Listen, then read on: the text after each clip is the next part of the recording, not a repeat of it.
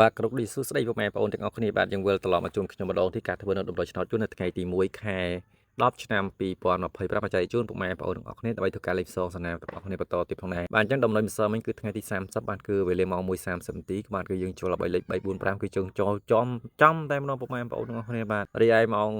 ពីលេខគឺយើងចូលលេខ81ពុកម៉ែបងប្អូនវេលាម៉ោង1បាទទាំងអស់គ្នាហើយពេលល្ងាចគឺយើងចូលម៉ោង6:30នាទីគឺយើងចូលលេខ1881ពុកម៉ែបងប្អូនទាំងអស់គ្នាបាទនៅថ្ងៃទី30ម្សិលមិញបាទនេះហើយនេះគឺជាតម្រុយថ្ងៃទី1ខែ10ឆ្នាំ2025ដើមខែថ្មីបងប្អូនទាំងអស់គ្នាហើយបាទចង់កុំភ្លេច share វីដេអូចេញទាំងអស់គ្នាម្នាក់មួយ comment លេខ168ទាំងអស់គ្នាម្នាក់មួយផងហើយចុចសញ្ញាមេដៃ like ឡើងលើទាំងអស់គ្នាម្នាក់មួយផងបងប្អូនទាំងអស់គ្នាបាទថ្ងៃ1ខែ10ថ្ងៃល្អថ្ងៃចូលថ្ងៃជ័យទាំងអស់គ្នាបាទចឹងគឺមាន2ខ្ទង់គឺមានខ្ទង់40និងខ្ទង់90 40គឺមានលេខ44 41រីឯខ្ទង់90គឺមាន94 95បាទឆ្លាញ់40អស់40ឆ្លាញ់90អស់90លេខត្រឡប់40មានដូចជាលេខ14បងប្អូន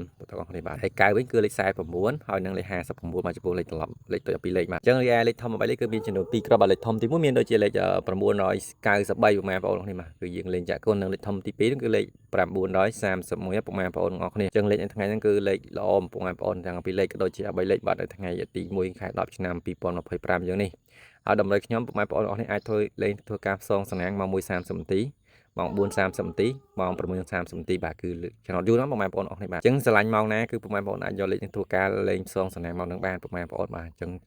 ជូនពរបងប្អូនអ្នកដែលបានយកលេខខ្ញុំធ្វើការសងសំណាងនៅថ្ងៃទី1នេះបាទកុំភ្លេចចុចសញ្ញាមេដៃទាំងអស់នេះបាទចុចសញ្ញាមេដៃ like ឡើងលើហើយ comment លេខ168ហើយ share ចាញ់ទាំងអស់គ្នាម្នាក់មួយផងបងប្អូនទាំងអស់គ្នាចឹងសង្ឃឹមថាថ្ងៃទី1ដើមខែហេងបាទត្រូវទាំងម៉ោង1ម៉ោង4ក៏ដូចជាម៉ោង9:30នាទីទាំង2លេខទាំង3លេខនិងលេខអុកតុងផងដែរ